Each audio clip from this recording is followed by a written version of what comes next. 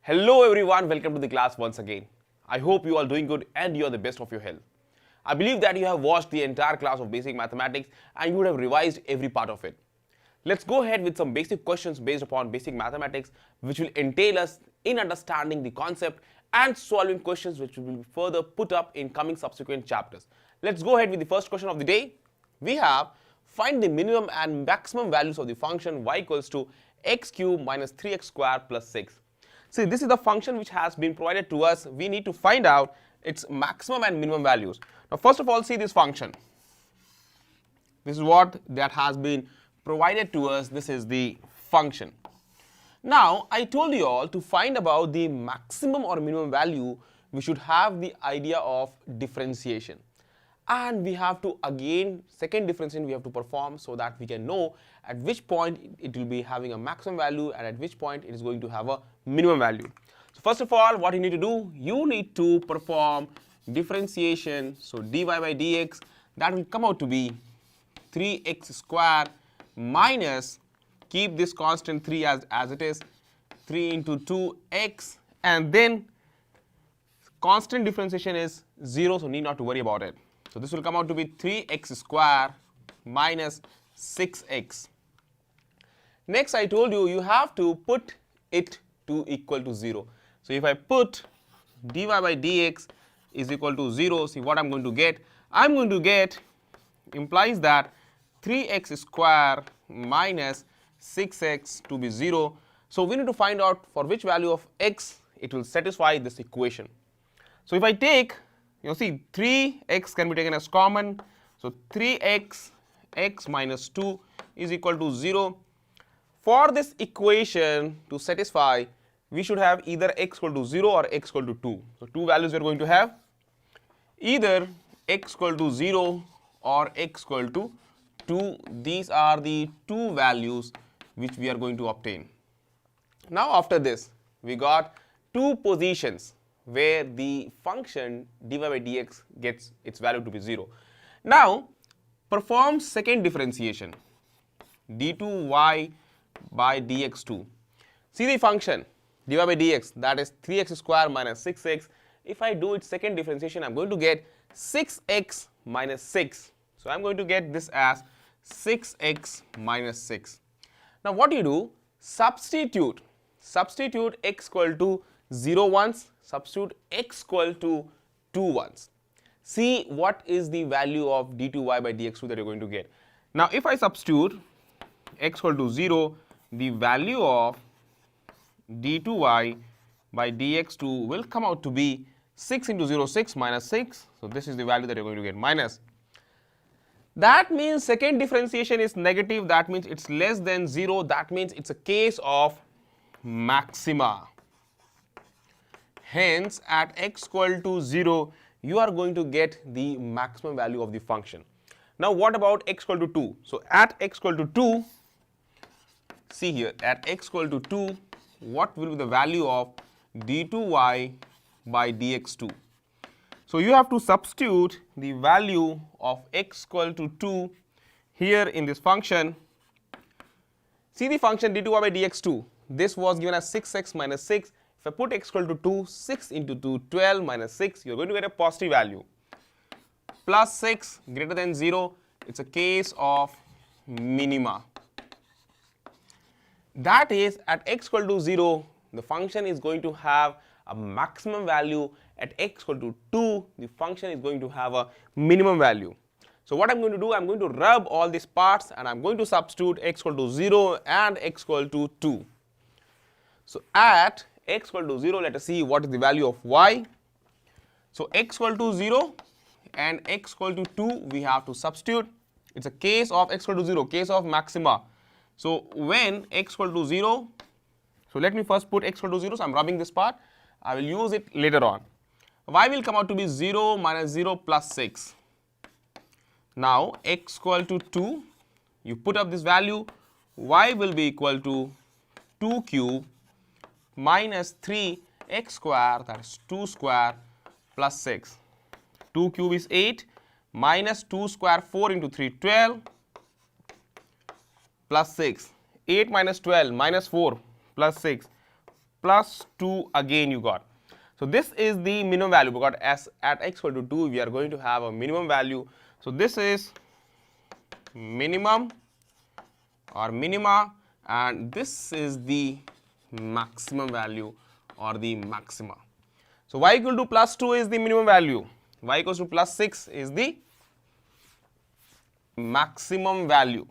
So let me write down minima or minimum value is y equals to 2 and maximum value will come out to be y equals to 6. Simple. Now you would be knowing how to find out maximum and minimum value of a function. Differentiate the function, keep it to be 0, you will get the values of x where the function is going to have a maxima or a minima. Do the second differentiation, substitute the value, you are going to have a positive value or a negative value.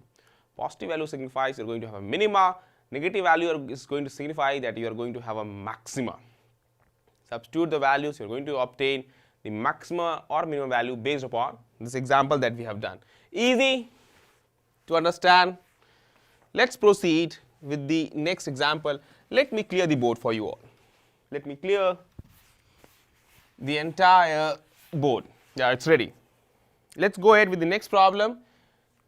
Question number 2, read it. A metallic disc is being heated. Its area A in square meter at any time t in second is given by A equals to 5t square minus 4t plus 8. Calculate the rate of increase of area at t equals to 3 seconds. Now how to do such kind of question? Area is given. Already we have done such kind of question. The disc area is increasing with this rate. Calculate the rate of increase of area at t equals 3 seconds. Simply I will be very fast in solving it. dA by dt will come out to be 10t minus 4. Simple. So at t equals to 3 seconds, the dA by dt that you are going to obtain, dA by dt, that will be 10 into 3 30, 30 minus 4 will give you 26. Directly I am substituting the value, that will give you 26. That means the rate of increase of area at t equals to 3 seconds will be 26 with proper units. Unit is not expressed, but nothing in square meter is given. This will be square meter per second. Let me write down the entire unit. It's given square meter per second. This will be rate of increase of area with respect to time. As I told you, differentiation is a rate measurer, so we have applied this concept over here. Let's go ahead with the next one. Without taking much time, let's go with the third problem of the class. If x equal to 1 by 2 t cube minus 6t, find the time when velocity becomes 0. Now we know that velocity is differentiation of displacement with respect to time. Here we have displacement as x and time is given. How they are related, it has been provided. Now x equal to, you see this point, 1 by 2 t cube minus 6t. If I perform dx by dt, I will be getting velocity. So v equals to dx by dt. This will come out to be 3 by 2 t square minus 6. When find the time when velocity becomes 0. So for v to be 0, we are going to have dx by dt, keep it as equal to 0. Dx by dt is equal to 0 implies that 3 by 2 t square minus 6 equal to 0, or you can write t square is equal to 6 into 12 by 3, that is 4, or we can write t square is equal to 4, t is equal to plus minus 2. We are neglecting the minus sign for time, time cannot be negative, so t will be plus 2 seconds. So at t equals to 2 seconds, velocity will be 0. You can check. 2 cube is 8, 8 by 2, you are going to get 4, 4 minus, you see here 2 cube is just a minute. We got here x equal to this. If you find out the velocity, we got this 3 by 2 t square minus 6. If you put t equals to 2, you are going to get t square, that is equal to 4, 4 by 2, 2, 2 into 3, 6, 6 minus 6 will get 0. This is how you can go ahead and you can do it. Next one, we also verified the same. So after doing these many problems, let's go ahead with the next problem of the class. Fourth, and let me rub this part. A particle is moving along x-axis and velocity of the particle is given by v equals to 2x plus 1. Find the acceleration of the particle at x equal to 1 meter. Here you see velocity's relation with displacement is given in this way. X is displacement, v is velocity. We need to find the acceleration. How to do it? See here. We know that acceleration is dv by dt. We all know that acceleration is dv by dt. So I'm going to write this in this way, and velocity is dx by dt. We are provided with the relation of v and x. So the relation provided is v equals to 2x plus 1. If I differentiate both the terms with respect to time, so differentiating with respect to time t, we will be obtaining dv by dt is equal to 2 dx by dt. Simple, we obtain dv by dt is acceleration is equal to 2, this is velocity, dx by dt is velocity. So let me write incomplete, this will come out to be, let me finally depict this as acceleration is equal to twice of velocity. You can check it finally, acceleration is twice of velocity. Now finally we want that, find the acceleration of particle at x equal to 1 meter. Now at x equal to 1 meter, what is the velocity? First of all, let's write down at x equal to 1 meter, what is the velocity? That will come out to be, at x equal to 1, velocity is 2 into 1, 2 plus 1. So this is 3. So acceleration put here, the velocity as 3. Acceleration will come out to be 2 into 3, that is 6. With proper units, I am keeping the units as meter per square second. Given the relation between velocity and displacement, what we did, we found out the acceleration without knowing the time, and here it was given that at any displacement x equal to 1 meter, you have to find out the acceleration. So this is how you are going to do. What we did, we differentiated this term with respect to time. We wrote the equation as this, acceleration is equal to 2v. Now v was what? V was 2x plus 1. So at x equal to 1, let's find out the velocity value. Substitute here, you are going to get the value of acceleration for the same x. This is how you are going to proceed. Next one.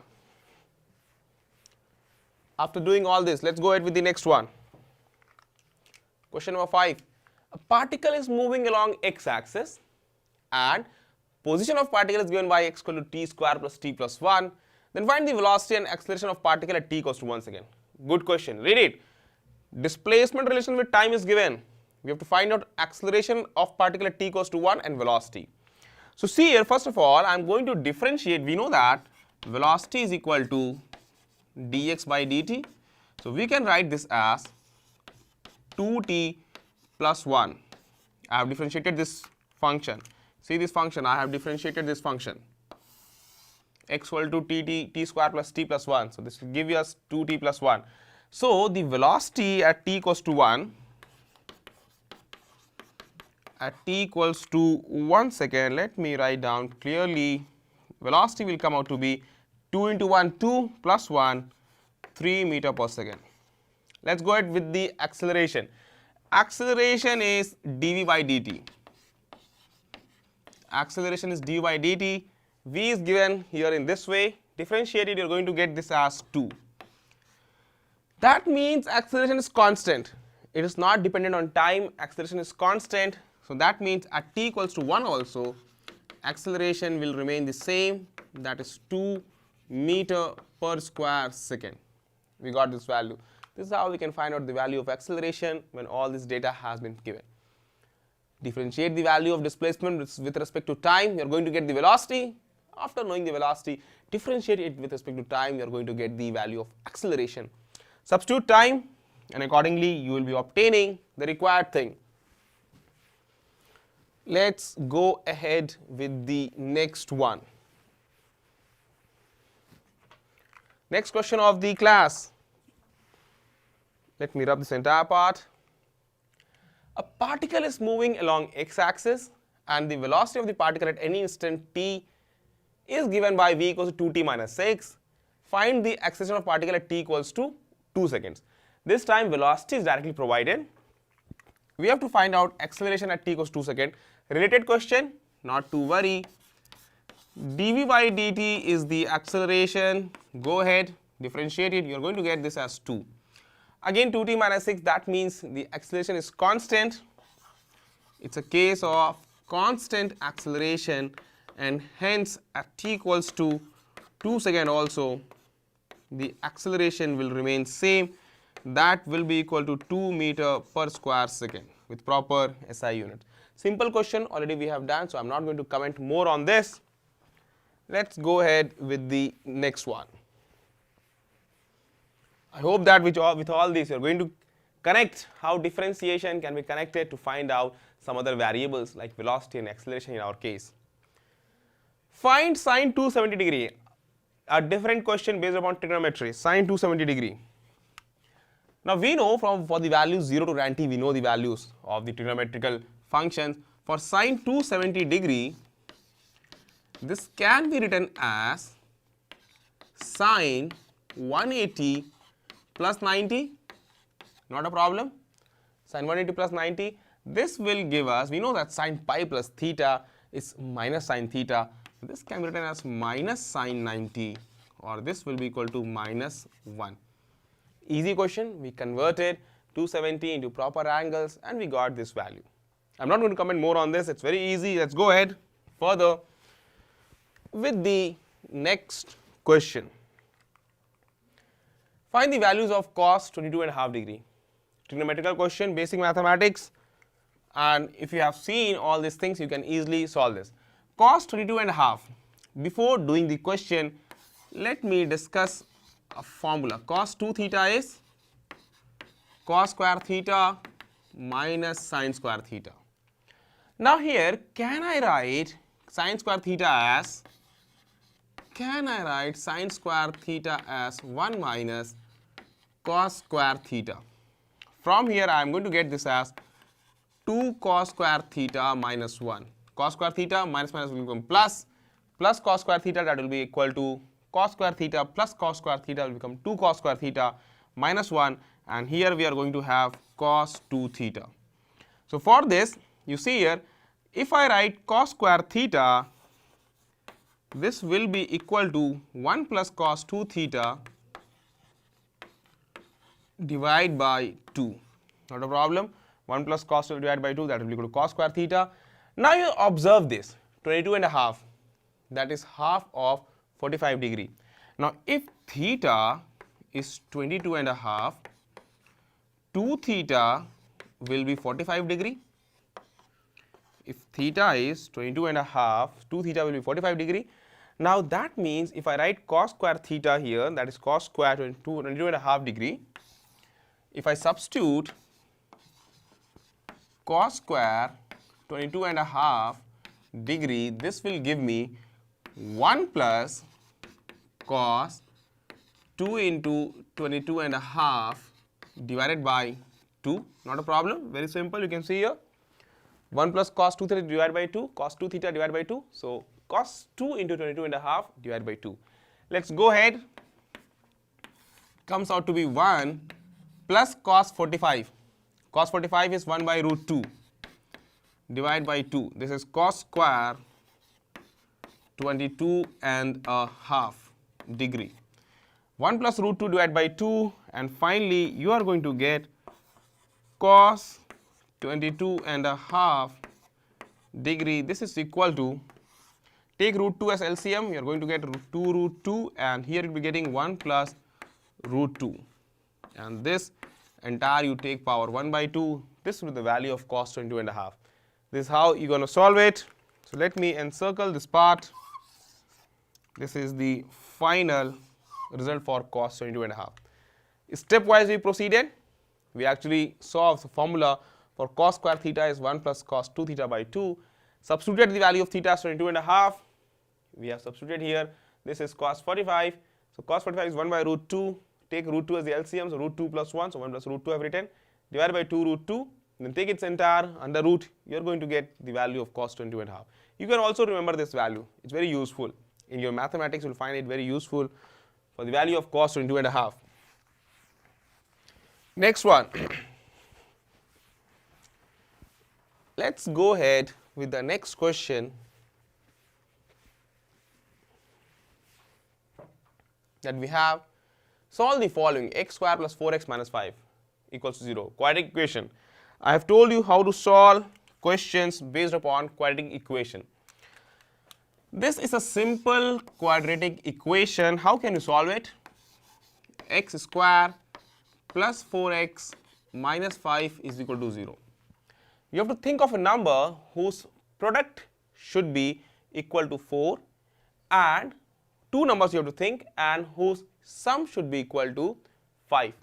You have to think, oh, first of all, just wait here. It's a minus sign here. Remember, you have to multiply minus sign with this coefficient, you get minus signs. You have to think two numbers whose difference should be equal to 4 and whose product should be equal to 5 here. So what we can do, we can write here, can we imagine any number? That we are not getting any number for this. We are not getting any number for this, so use Sridharachar formula. Sridharachar formula, you can go ahead and you can use Sridharachar formula. For this, let me write down the values.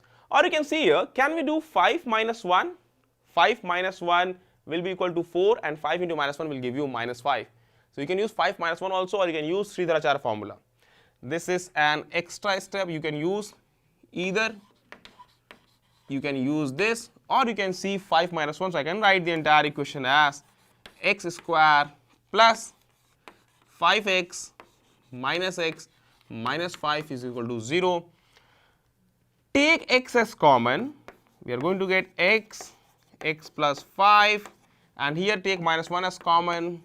X plus 5 is equal to 0.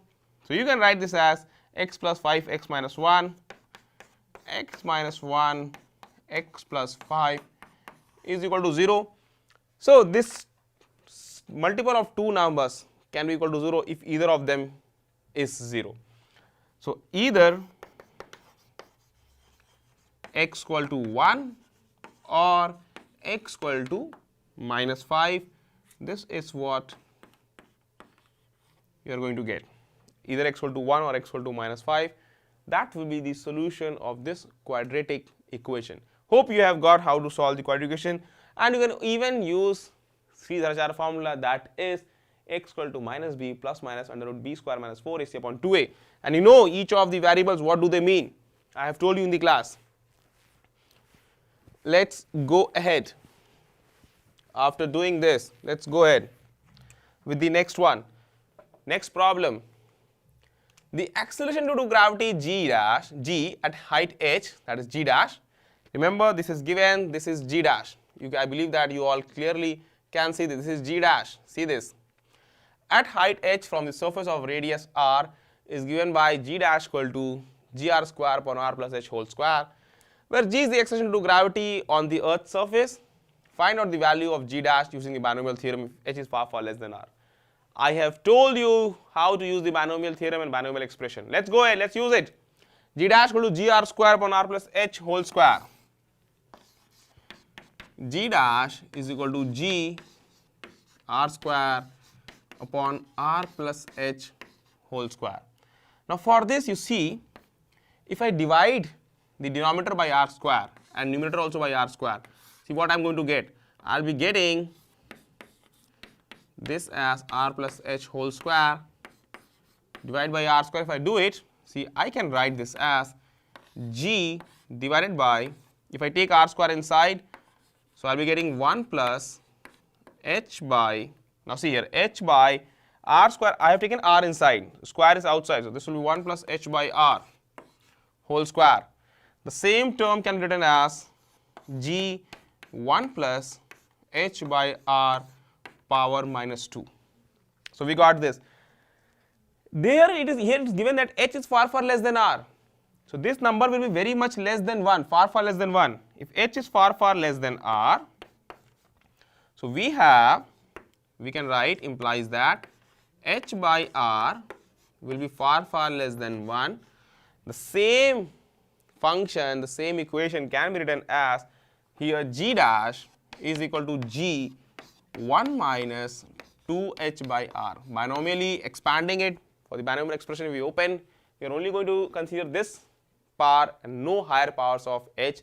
That will be a very small number that can be neglected, ignored.